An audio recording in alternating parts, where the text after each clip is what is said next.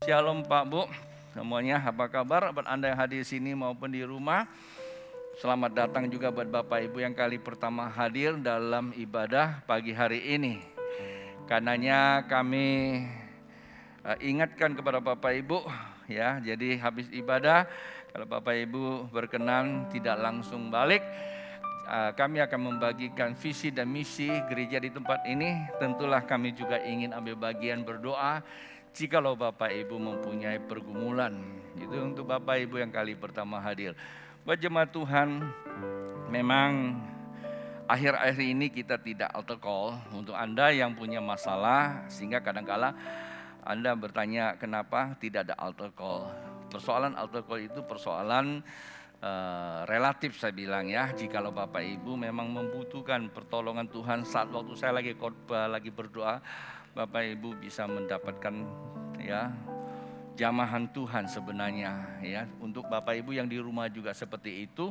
Jadi jangan lupa saat waktu Anda dengar firman Tuhan, fokuskanlah beberapa waktu itu fokuskan kepada Tuhan. Masalahnya kalau Anda tidak mengikuti firman Tuhan, ketinggalan bagian-bagian penting, kepenggal ya, setan itu bekerja selalu memenggal bagian penting sehingga kita menangkapnya keliru. Akibat kekeliruan itu kita menjadikan kita tidak produktif, tidak terbangun gitu loh. Ya kalau sudah tidak terbangun, pandangan negatif itu berakibat juga mudah diserongkan. Nah bayangkan kalau kita sudah diserongkan, kita melampiaskan sikap perilaku kita yang tidak baik. Padahal Tuhan memakai kita. Ya Tuhan tidak hanya memakai pengkhotbah atau yang ada di depan sini. Tuhan memakai kita semua ya Pak Bu ya. Nah baik, hari ini saya mau sampaikan satu firman Tuhan. Temanya memang minggu lalu sudah saya khotbahkan di hari sore. Energi pertumbuhan dan berbuah. Jadi energi itu penting ya, pertumbuhan itu relatif. Ketika energi ya yang benar, pertumbuhannya pasti sehat, buahnya pasti jadi berkat. Ada begitu banyak pertumbuhan di dalam kehidupan kita, tapi tidak berbuah ya. Kalau kita melihat Alkitab, pada akhirnya dan ujung-ujungnya selalu berbicara buah. Nah, itulah sebabnya kita mau sama-sama untuk melihat firman Tuhan apa sih yang hari ini saya mau sampaikan. Nah, ada satu perikop, sebenarnya perikop ini bicaranya luas sekali, tapi saya ambil beberapa bagian di dalamnya. Jadi kalau Bapak Ibu ya ada di depan sini, 1 Korintus pasal yang ketiga ayat yang ke-6 sampai dengan 8, 3 ayat saja. Alkitab berkata, aku menanam, Apolos menyiram, tetapi Allah memberi pertumbuhan. Karena itu yang penting bukanlah yang menanam atau yang menyiram, melainkan Allah yang memberi pertumbuhan. Itu ada penegasan kata yang terpenting ya. Ayat 8, baik yang menanam maupun yang menyiram adalah sama. Perhatikan di situ. Dan masing-masing akan menerima upahnya sesuai dengan pekerjaannya sendiri. Pak Bu, saya mesti ingatkan karena ini online service dan ditonton oleh banyak orang. Guru saya selalu ingatkan saya ketika saya menyampaikan sesuatu, ada beberapa kalimat saya kurang artinya sehingga orang awam itu nggak tahu sih, tapi orang-orang yang sekolah teologi dia bisa mengerti bahwa saya kurang menyampaikannya. Perikop ini ketika saya sampaikan kontennya, saya masuk ke era secara proporsional kebutuhan secara kontekstual. Nah konteks ini kalau Bapak Ibu baca, itu berbicara tentang suatu perselisihan di Korintus. Itu perikopnya seperti itu. Maka Rasul Paulus menegur jemaatnya.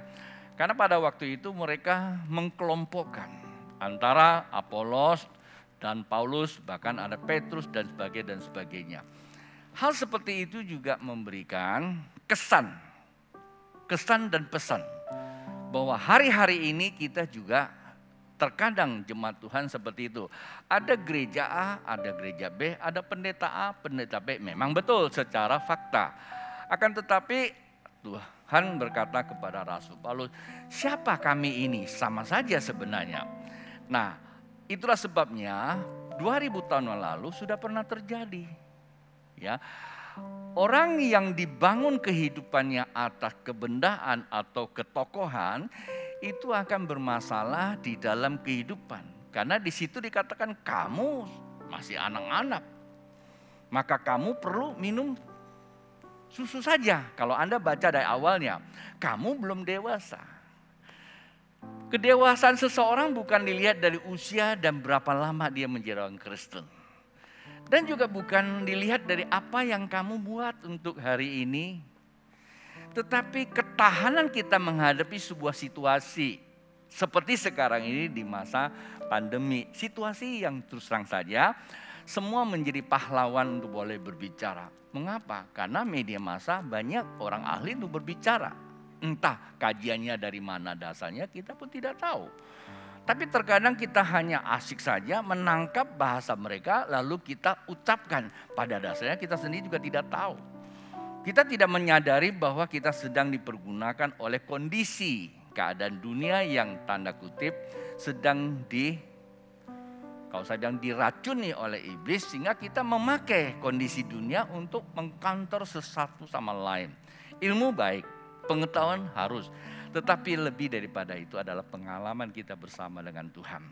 Nah, karena itulah Rasul Paulus mengingatkan pada kita bahwa sebenarnya yang terpenting di dalam kekristenan itu apa sih?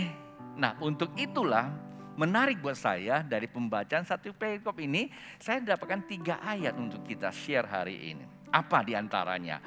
Kalau Bapak Ibu membaca dari 3 ayat yang tadi saya sampaikan untuk memperlihatkan situasi yang digambarkan Alkitab tentang pada masa itu, bicara tentang kedewasaan terjadi konflik. Oke, lepas dari itu saya mengambil 3 ayat ini menjadi bagian kebenaran yang Tuhan taruh di hati saya untuk memperlengkapi jemaat Tuhan.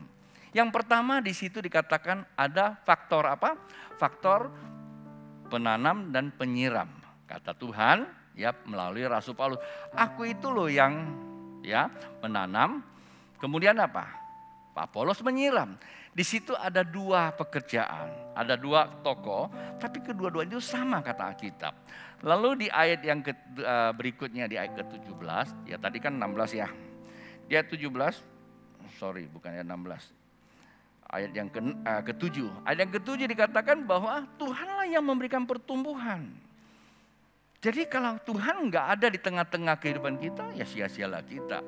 Lalu ayat yang ketiga maksud saya, tadi 3 itu poin yang ketiga. Dari situ ada kalimat berkata begini, bahwa sama-sama akan menerima apa? Upah pekerjaannya. Pak Bu, kalau saya hanya ambil kata ayat ini, kita sama-sama atau saya menggunakan bahasa saya, kita akan mendapat upah pekerjaan kita. Dan itu kan jadi menarik, betul nggak? Karena memang bukan saya katakan kekristenan, ya, bahwa manusia hidup itu selalu membutuhkan apa? Upah. Kalau ada kata upah itu reward. Tetapi apa yang dipentingkan pekerjaannya. Nah terkadang kita nggak mengerti pekerjaan itu dasarnya apa. Maka ada orang lain bekerja sesuai dengan apa? Sesuai dengan upahnya. Upah menjadi topik utama. Beberapa minggu ini kita terus berbicara. Membuka awal bulan, Tuhan berbicara kepada kita tentang apa? Yesus itu pintu hadirat. Ya mungkin sebagian kita lupa apa yang saya sampaikan. Saya nggak lupa karena Tuhan terus bicara sama saya. Ya, karena Tuhan itulah pintu untuk masuk menjadikan kita ini berbeda. Tetapi terlalu banyak orang tidak masuk, tetapi hanya menikmati keindahan, kata Alkitab, gerbang indah. Tapi apa sih yang kita renungkan pada waktu itu? Kata kita menikmati keindahan itu adalah apa yang kita kerjakan, kita merasa ya sudah cukup. Satu hari saya ketemu dengan seorang sahabat, jemaat kita juga sih. Karena dia menjual sesuatu, menurut saya, karena saya begini juga punya naluri sebagai seorang businessman. Menurut saya apa yang dikerjakan udah punya nilai. Tetapi sekian tahun, bahkan udah puluhan tahun, itu yang dikerjakan. Menurut saya itu barang sudah punya nilai. Bisa diekspan. Saya tanya, mau nggak kamu menjadi orang kaya? Dulu kan saya konsepnya jadi orang kaya. Mau nggak kamu jadi kaya? Jawabannya apa? Aduh, kalau bisa dapat makannya udah cukup Pak Pendeta. Jadi hanya apa? Cuecia. Betul nggak? Kalau orang Tionghoa Tancia tuh cuecia tuh sama.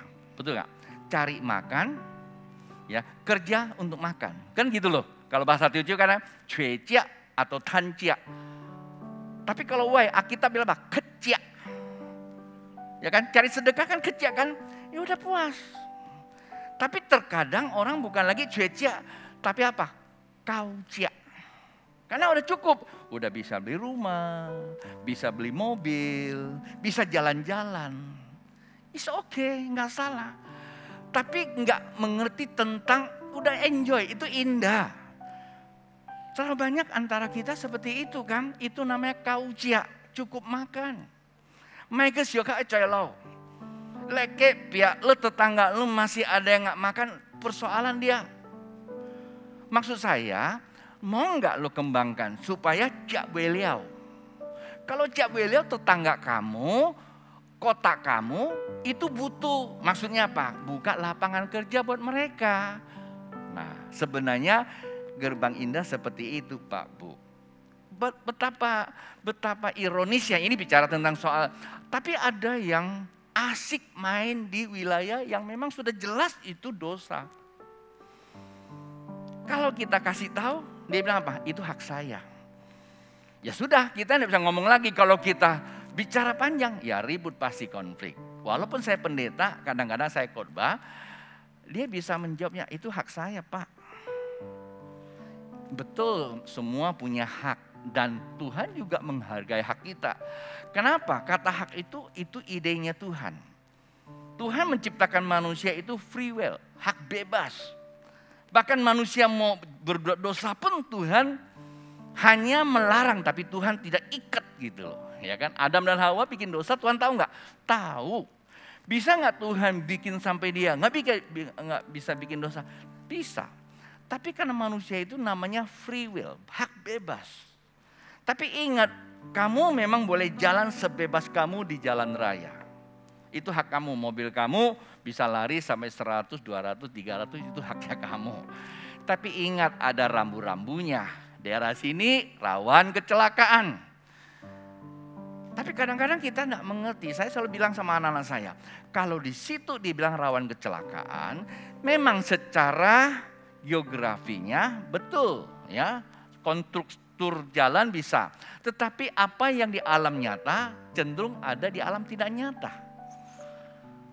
Karena saya nggak mau mempropagandakan pengalaman saya di okultisme kan. Jadi daya tariknya luar biasa. Ya, kalau nggak salah kemarin sore saya pernah cerita. Papa saya, mama angkat saya, itu semua orang okultisme.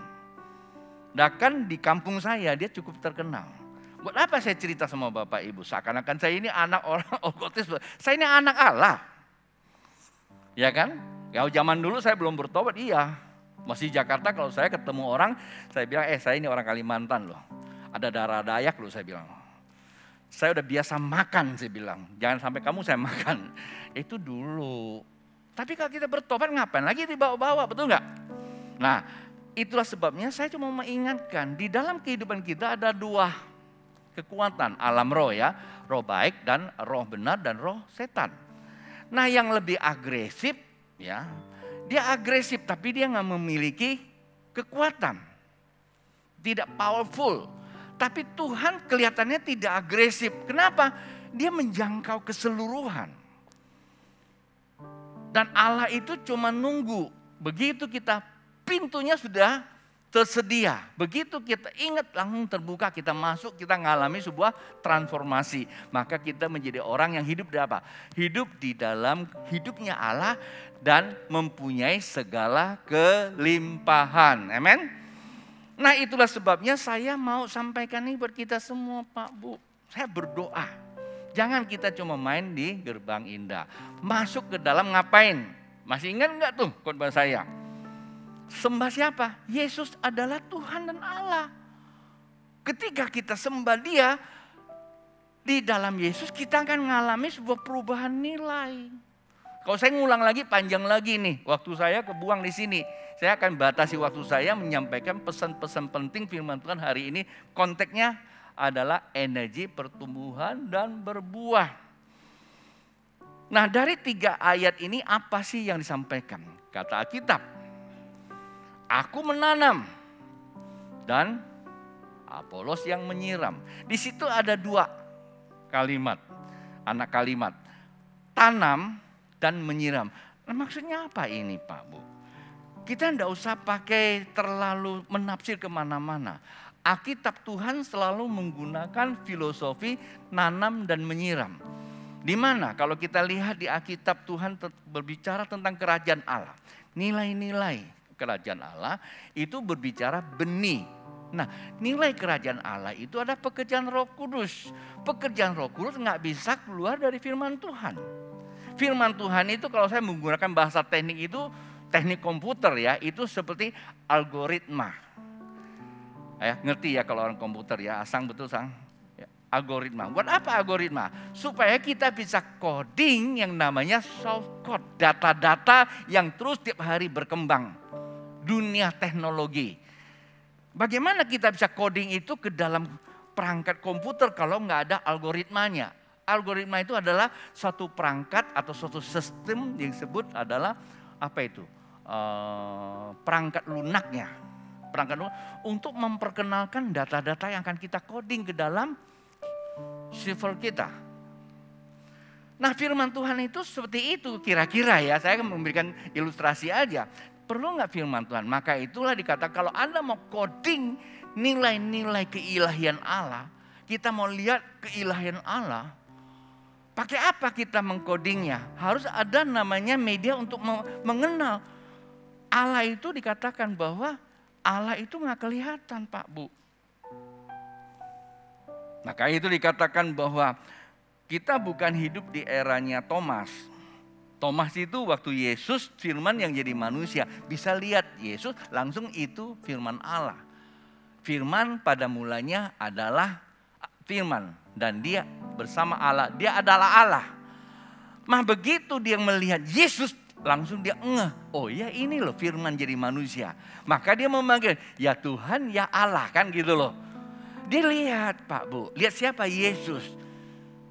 Satu masa ketuhanan dan keilahian Allah itu lenyap karena salah manusia di dalam menjalankan panggilan ilahi yaitu Adam dan Hawa. Sehingga kata keilahan yang tanpa kelihatan itu menjadi sirna. Yang ada cuma apa? Melihat perbuatan iblis melalui para tokoh-tokoh yang hebat-hebat itu.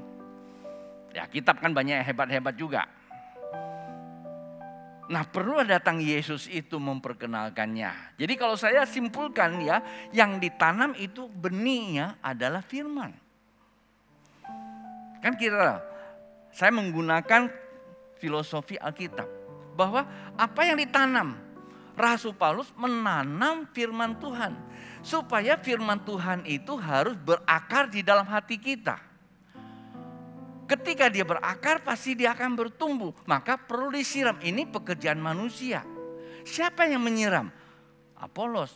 Nah di sini ada 2 faktor. Faktor pertama adalah kita membaca Alkitab. Atau kita menerima firman Tuhan itu. Kemudian kita menyiram. Apa itu? Kalau siram apakah bisa kita menggunakan suatu terminologi siram pakai pasir? Bisa enggak? Siram pakai pasir rasanya kayaknya gak cocok ya. Hamburin pasir bisa ya.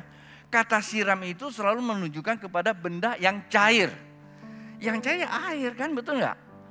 Nah kalau kita menggunakan Alkitab di dalam Yohanes pasal yang keempat ayat 13-14 itu Tuhan Yesus pernah berjumpa dengan namanya wanita Samaria. Dia haus di situ. Dia menggunakan suatu kondisi dia sedang haus akan air, lalu dia mencari air dengan tempayannya. Di mana kebiasaan ambil air itu di sumur. Sumur itu pas sumur Yakub. Sebenarnya konteks itu Tuhan pakai. Kalau kita baca konteksnya itu adalah wanita Samaria sedang haus, dia butuh air. Tapi Tuhan menggunakan cara konteks apa yang dia alami untuk menyampaikan kebenaran. Ya kan? Apa itu kebenaran? Kebenaran itu adalah penyembahan. Nah, kebanyakan kita ibadah dan menyembah Tuhan itu cenderung menggunakan strata atau standar biasa-biasa. Apa itu biasa-biasa? Biasa-biasa itu kan kalimatnya majemuk kan? Biasa-biasa. Kalau kita memang biasa itu majemuk. Artinya sesuatu yang diulang-ulang. Paham ya? Kecepatan gak bahasa saya? Sesuatu yang diulang-ulang itu menjadi apa? Kebiasaan. Bahasa aslinya itu namanya apa itu? Bahasa aslinya namanya apa? Ritual. Ya, kan barang yang diulang-ulang namanya ritus. Ya, ritus itulah budaya. Maka seringkali kita jumpai ada berita di situ ada situs ini, situs itu kan? Situs itu adalah tanda-tanda sebuah kebudayaan yang pernah sisakan. Kata ritus. Ritus itu benar akar katanya dari ritus. Nah, ritual itulah dari situ. Kalau kita melakukan sesuatu yang biasa-biasa saja itu jadi ritual. Ya kalau Tuhan tidak suka dengan ritual itu kan menjadi kekejian. Walaupun kita cuman lakukan semua ini kelihatannya untuk Kristen loh. Datang ke gereja nggak ngerti cuman datang kebiasaan itu juga ritual itu. Juga tidak baik. Maka ini wanita ini waktu lagi bicara sama Tuhan tentang penyembahan. Tuhan sedang bicara tentang penyembahan. Bangsa Israel, bangsa Samaria, mereka sudah biasa yang namanya penyembahan. Ritualnya ya ke gunung. Gunung Sion, Gunung Sinai, Gunung Gerizim. Pada waktu itu bicara tentang Gunung Gerizim. Gerizim itu adalah ibu kotanya Israel. Kalau Yehuda kan Yerusalem. Nah itulah tempat bait Allahnya itu Gerizim itu. Nah itu biasa mereka udah lakukan nenek moyang kami. Tapi kata Tuhan apa? Sama loh seperti ini kata Rasul Paulus. Ya, bahwa apa yang kita lihat, apa yang kita alami, manifestasi sebuah penyembahan itu bisa sirna pada satu masa. Karena semua itu buatan manusia kan. Buatan manusia hidup di dalam kehidupan ini tidak lepas namanya apa? Kemakan waktu, degradasi zaman, bisa hilang juga. Jadi gak perlu kita pertahankan. Pak, Bu, saya bertobat baru 30 tahunan. Waktu saya pertama kali masuk gereja sehari udah jauh berbeda. Waktu itu tidak pernah kita ketemu musik yang seperti sekarang. Serba ngerok. Kalau dulu lagunya yang kayak tadi itu loh. Besarlah karyamu Tuhan. Soalnya agak ngepop aja gitu kan. Enggak seperti sekarang, tapi sekarang musiknya sudah, dentungannya sudah ngerok dan sebagainya. Pertanyaannya salah nggak? Nggak salah juga karena mengikuti zaman. Nggak salah. Tetapi loh kalau yang dulu-dulu ya ditinggalkan juga memang betul. Kalau kita mempertahankan yang dulu terus ya ditinggalkan. Kalau apalagi era sekarang orang mengikuti namanya adaptasi zaman ya. Sejauh kalau kita merelevansikan tidak keluar dari kebenaran is oke saja. Tetapi bukan itu esensinya. Esensinya kata Tuhan itu adalah ketemu dengan Dia. Itu yang terpenting. Nah maksudnya kenapa sih ya menanam dan menyiram. Menanam itu kalau saya terjemahkan dalam bahasa kita ya. Menanam itu adalah kita mengimajinasikan firman Tuhan. Ya. Memang ini menjadi perdebatan pada kami waktu sekolah. Bahwa iman dengan imajinasi apakah itu akar kata yang sama. Kata iman sebenarnya dalam bahasa asli itu namanya amen. Yes. Tapi dalam bahasa lainnya dikatakan bahwa itu adalah iman sehingga ada namanya imajinasi. Imajinasi itu kita melihat, menggambarkan sesuatu yang namanya apa? It's not reality, tidak ada realitanya. But in my mind. Saya punya pikiran ada sebuah peta, tapi yang kemarin saya gambarkan ya, tidak ada sebuah realita. Itulah yang disebut imajinasi. Dari mana saya dapat itu? dapat dari intuisi, nalar, atau naluri saya. Bisa saja kan? Karena manusia itu ada roh dan jiwa, ya, dan tubuh. Bisa mungkin karena baca. Zaman-zaman dahulu bapak-bapak kita nggak ada Alkitab, Pak Bu. Waktu itu juga Alkitab, waktu zamannya zamannya kitab ini ditulis, Alkitab belum ada itu. Jadi kenapa Rasul Paulus bisa bicara? Karena sudah terkoding di dalam memori hatinya semua tulisan-tulisan itu, ya. Ya tentu adalah namanya tulisan perkamen-perkamennya dulu ya. Tapi tidak seperti sekarang yang terstruktur, kita bisa baca. Bahkan sekarang nggak lagi Alkitab, tapi sudah di dalam kita punya gadget dan sebagainya. Jadi saya mempunyai pemahaman begini, bahwa ini pemahaman saya yang saya lakukan sejak saya bertobat.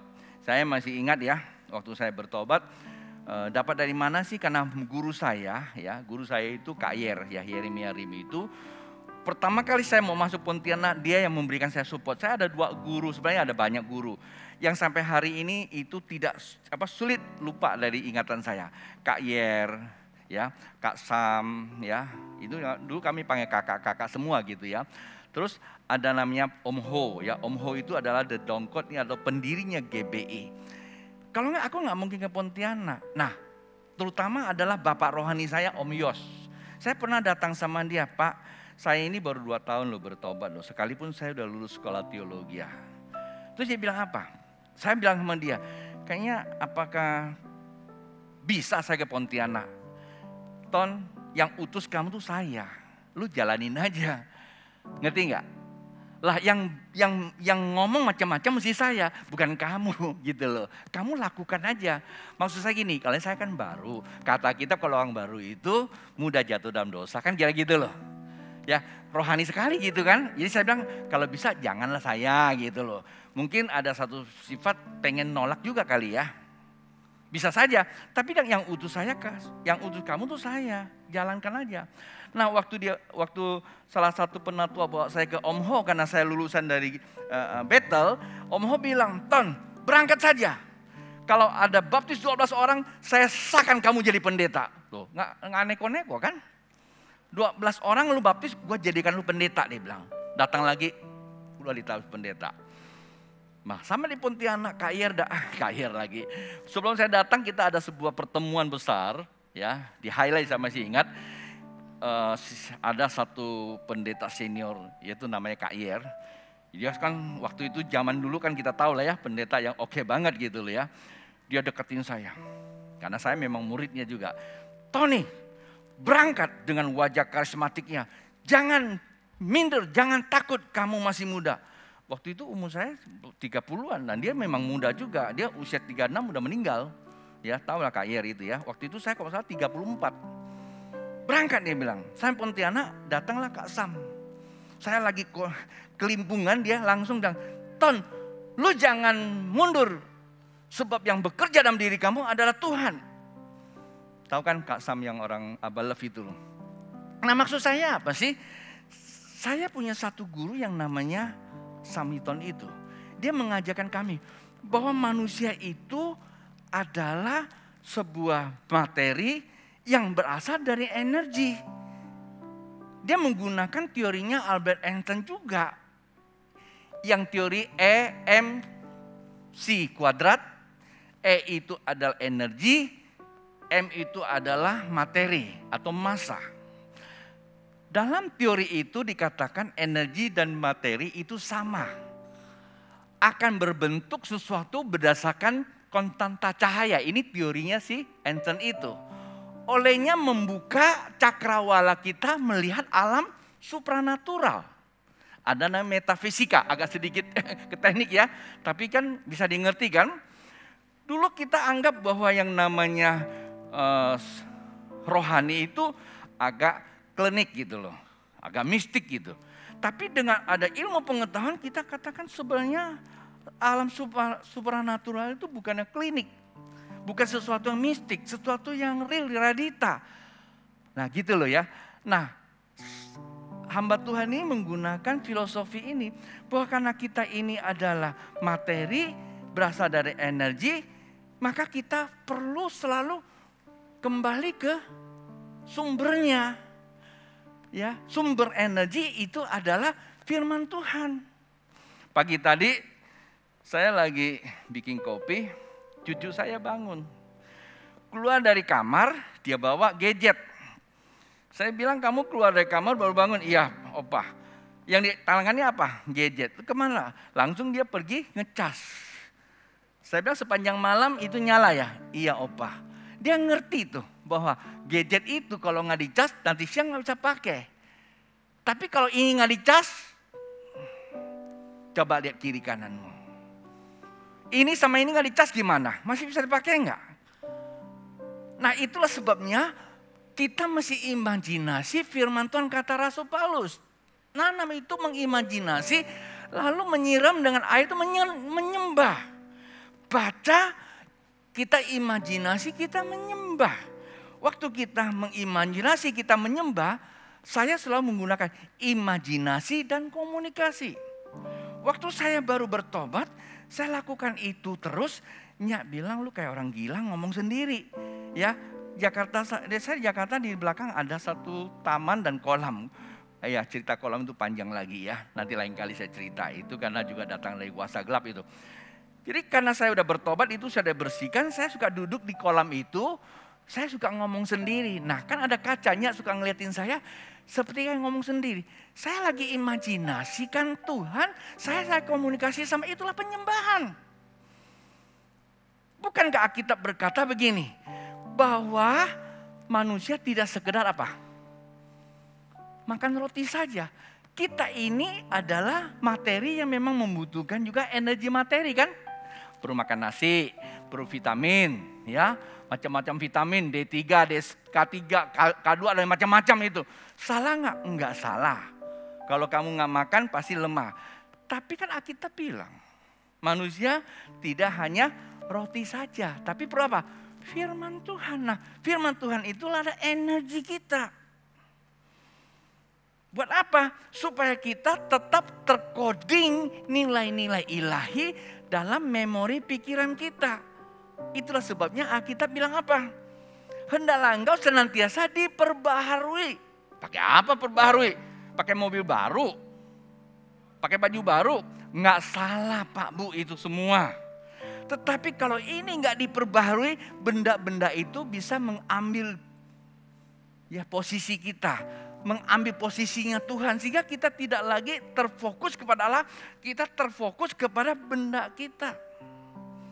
Kalau nggak percaya, Bapak Ibu yang punya mobil baru, rumah baru, punya istri baru, married gitu, gimana rasanya? Kalau mobil baru rasanya pengen aja masuk ke mobilnya itu ya, dilap terus ya. Dicuci terus, disayang katanya. Sama punya rumah juga. Tapi udah lama gimana? Kayaknya dipelototin aja. Nah, saya kira ini sudah sebuah gambaran. Otak ini perlu diperbaharui terus menerus. Supaya apa? Mencapailah kehendak Allah yang sempurna. Ya kan gitu? Ya. Inilah yang disebut neuron kita, ya. Maka saya punya teman membangun sebuah sistem, ya, namanya neuron, ya, atau neuro linguistic program. Dia dalam versi dari rohaninya.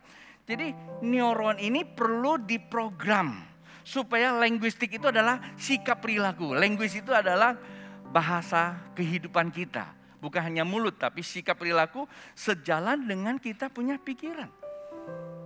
Itu yang dikatakan di dalam apa? Roma pasal 12 kan?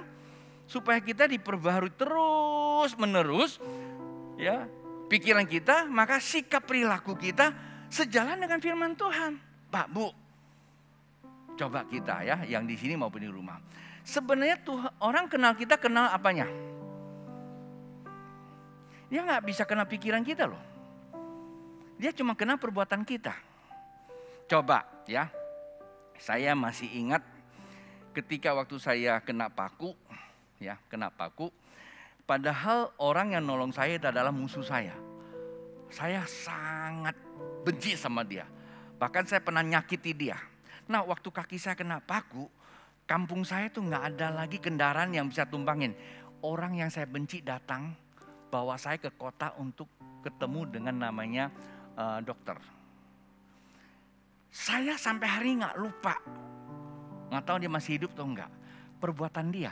Kita kenal seseorang tuh dari apa? Perbuatan dia, sikap perilaku. Kita ini orang Kristen, tapi sikap perilaku kita arogan sekali. Merasa ini dunia milik saya, uang saya kok. Pak, Bu, nggak salah sih itu kamu punya pendapat. Tapi kan kita tidak hidup di hutan atau di awan-awan. Kita hidup sebuah masyarakat, orang butuh kita. Orang butuh kita menampakkan ketuhanan dalam diri kita, sikap perilaku kita. Caranya gimana? Nah, nanti sore akan ada lebih lengkap lagi. Yaitu caranya sikap perilaku kita. Caranya nggak ada lain. Ya harus dibangun. Ya, dengan apa? Mengimajinasikan kebenaran, kita menyembah, ngalami yang namanya energi keilahian dalam pikiran kita, neuro kita. Sehingga walaupun kita melupakan Tuhan, tapi tubuh kita nggak akan lupa, perasaan kita nggak pernah lupa, ya. Kita akan dorong kita melakukan perbuatan baik, ya. Kalau kita sudah seringkali baca Alkitab, seringkali menyembah bukan karena liturgi ya, bukan liturgi. Menyembah itu disebabkan karena kita mengenal kebenaran, kita ngalami pengalaman gitu ya. Mungkin kita pengen, besok aku nggak mau ke gereja. Saya seringkali di rumah, aduh saya udah khotbah terus, kayaknya agak pengen juga mau istirahat gitu loh.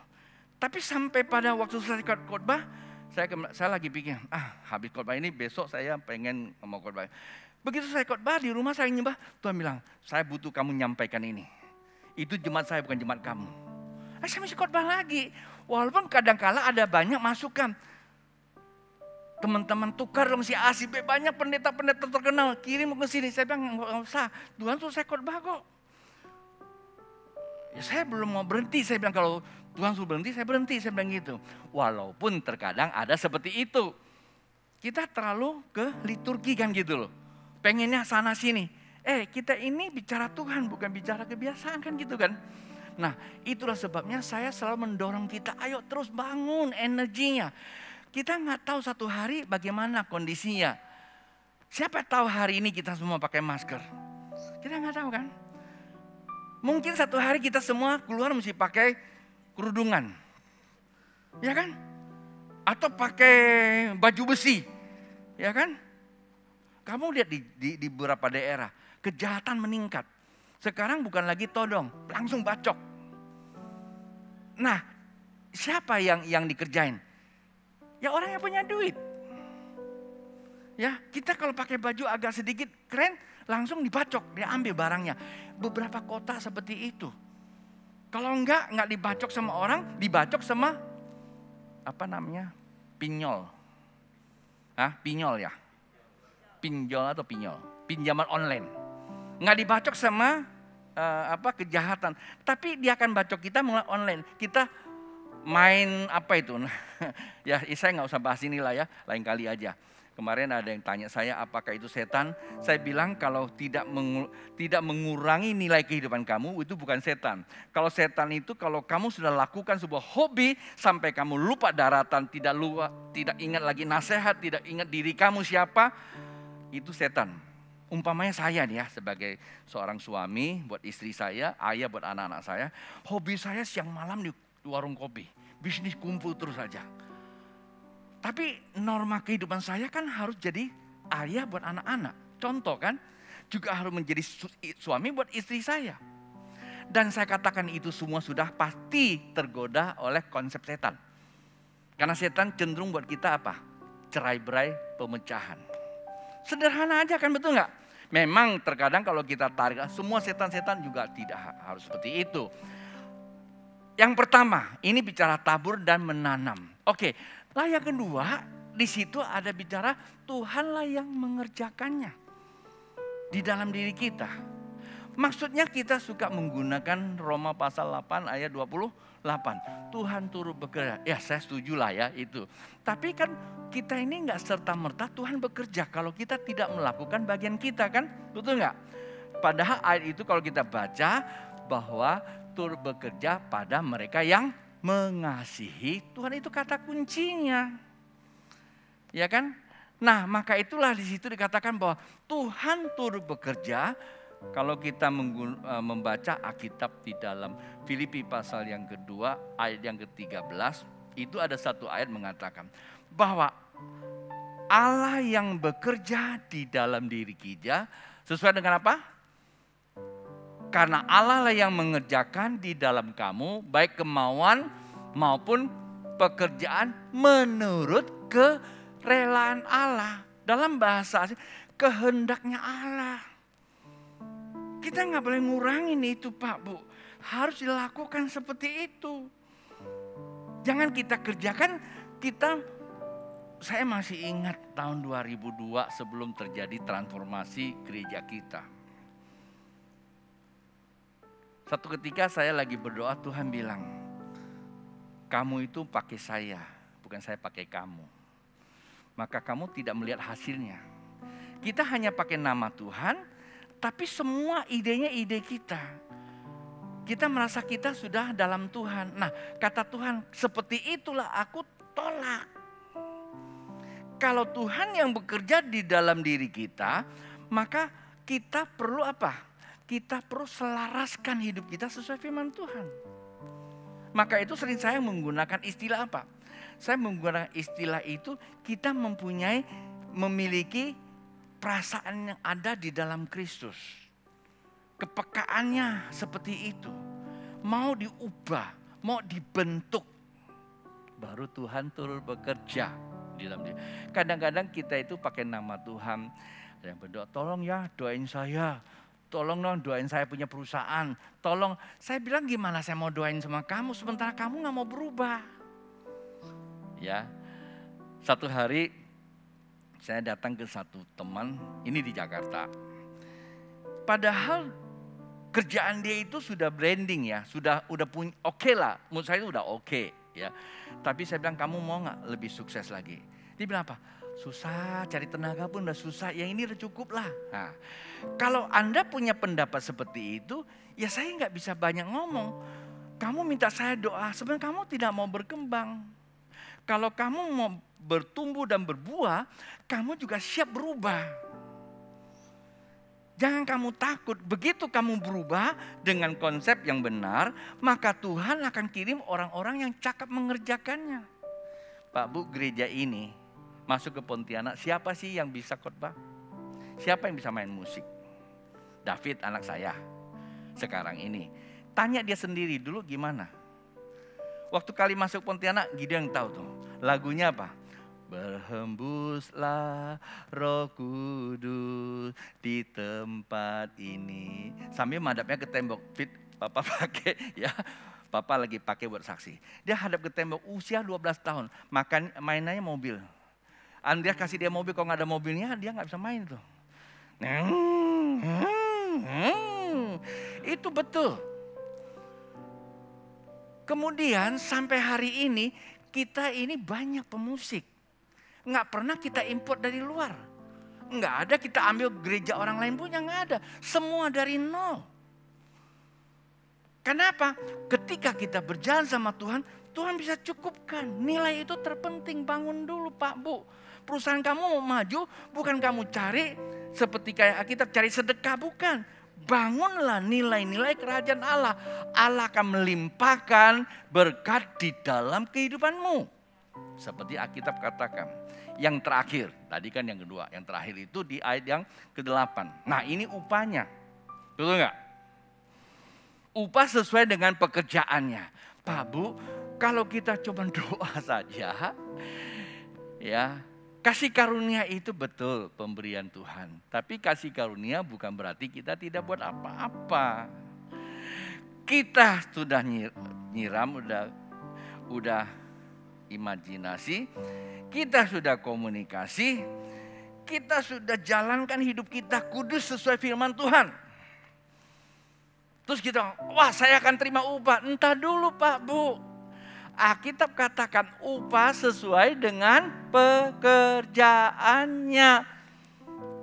Hei, bahasa Indonesia ngerti gak tuh apa? Sesuai dengan pekerjaannya. Artinya kita kudu bekerja aktif. Kita ini makhluk. Bilang makhluk. Dalam bahasa aslinya disebut homo sapien. Tetapi homine imago Dei. Gambarnya Allah. Ya, gambarnya Allah. Nah, kalau kita mengerti kita gambar Allah, ada dua kalimat yang menjadikan kita siapa? Kata homo sapien berarti menggambarkan kita sebagai makhluk. Kata makhluk itu adalah kreatif. Coba Anda baca bahasa Inggrisnya. Kata makhluk itu apa? Kreatif. Ya. Nah, kalau bahasa asli kata kreatif itu adalah apa? Diciptakan. Punya kreasi, mampu menciptakan. Imago Dei itu namanya Khalik. Allah. Kata Khalik itu adalah pencipta. Kita manusia punya gambar pencipta supaya kita bisa cipta. Inovasi. Kerja. Tetapi kudu tahu kalau kita kerja untuk siapa. Kolose pasal 3:23 bilang apa? Kerjakanlah segala sesuatu seperti untuk siapa? Tuhan. Bapak Ibu lagi duduk di sini untuk siapa? Untuk Tuhan. Tapi banyaknya kita kadang-kadang apa? Berpendapat untuk manusia. Para pelayan atas sini ini. Untuk siapa? Untuk Tuhan. Tapi memang objeknya manusia. Jangan untuk Tuhan semua, aku pakai begini aja untuk Tuhan kok. Entah dulu kalau pakaian saya, kalau jemaat gak suka gimana? Betul gak? Gambaran kata Tuhan itu adalah bisa gak diterima oleh konteks kehidupan. Jangan saya pulang dari Singapura, pakainya pusar saya kelihatan, lalu sini saya khotbah pusar kelihatan. Ya di sini budayanya belum bisa terima pusar. Ngerti gak? Kadang-kadang ini kita agak sedikit keliru gitu loh. Kita suka niru orang ke bule-bule. Iya bule gak apa-apa tapi jangan jadi bule. Kita ini Indonesia. Lagunya semua bahasa Inggris. Ya ngerti gak jemaat Tuhan? Tanya satu-satu. Bu, ibu tadi nyanyi ngerti? Nggak tahu tuh. Nanti kong makai. Saya kayak ngomong gitu bukan ngomongin sini ya. Tapi tolong kepekaannya kan penting kan. Peka kebutuhan apa. Saya kadang-kadang khotbah bahasa terlalu agak tinggi saya juga bingung loh. Saya suka tanya lagi. Kamu ngerti gak apa yang saya ngomong? Nggak ngerti. Besok saya gak mau pakai. Pagi tadi nanya saya. Karena saya salah tulis. Degradasi jadi degradadi. Dia bilang apa itu yang degradasi? Apa sih degradasi? Apa ya saya bilang ya. Saya jadi agak sedikit hang sih. Mau jelasin tentang degradasi itu apa? Saya bilang begini. Saya punya cincin. Saya bilang, saya masih ingat. Saya dikasih satu cincin, matanya kecebung. Mata kecebung ya. Terus emas. Waktu dikasih harganya katakanlah 10 juta. Ya kan? Kira-kira. Nah sekali waktu saya mau jual. Harganya berapa? Nggak sampai 10 juta. Padahal waktu dia kasih saya, emasnya hanya ada 700.000. Sekarang emasnya sudah 1 juta. Saja naik kan? Emasnya naik. Tapi apa? Yang turun adalah perbuatannya. Biaya jasanya. Batunya. Nah saya bilang sama. Nah itulah kata degradasi. Moral saya bilang ya. Degradasi. Saya bilang bahwa yang kata degradasi adalah sesuatu yang kita buat dalam kehidupan itu bisa turun. Yang gak bisa turun adalah kemuliaan kan. Tadi yang gak bisa turun harga apa? Masnya kan mulianya. Tapi kalau saya bikin dia ada tanduk. Ya bikinnya kan susah kan. Coba tarik tukang emas. Kalau Anda bikin cincin, ada tanduk, ada ini harganya mahal nggak? Bukan emasnya mahal, buatannya mahal. Tapi waktu jual nggak ada lagi nilainya. Karena sudah nggak lagi laku. Tapi emasnya tetap. Nah maksud saya, ayo hidup ini biarlah kemuliaan Tuhan yang memenuhi kita. Kalau dulu saya bisa ngomong gini, saya dulu bisa buat ini. Itu akan termakan oleh waktu. Namanya degradasi kondisi zaman juga.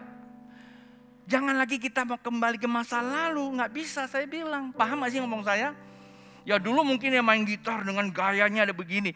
Besok-besok mungkin gitar gak dipakai lagi. Teman saya bisa lekam lagu sambil pakai gitar. Terus dia bilang apa? Nggak perlu tunggu pusing-pusing pemusik. Tengah malam pun saya bisa pakai komputer dia. Mungkin ada yang berkata, pasti lebih baik pakai gitar. Iya, tapi zaman akan mau kita ke sana. Paham ya?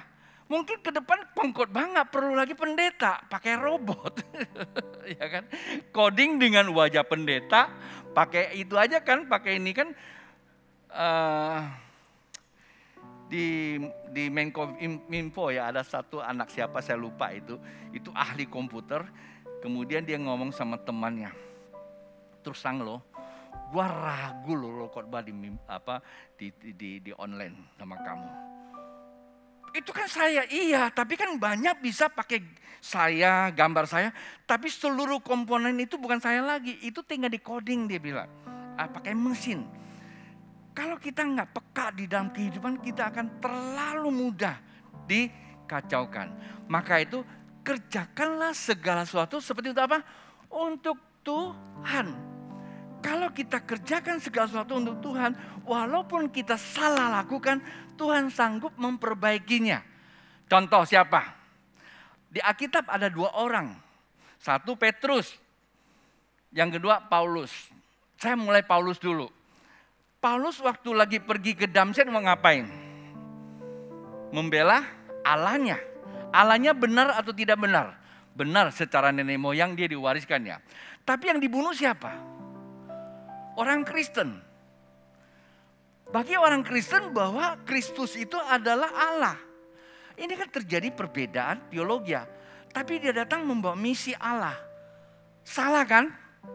Allah benarin dia enggak? Benarin di tengah jalan. Tadi dia mau peka enggak? Untuk mau berubah.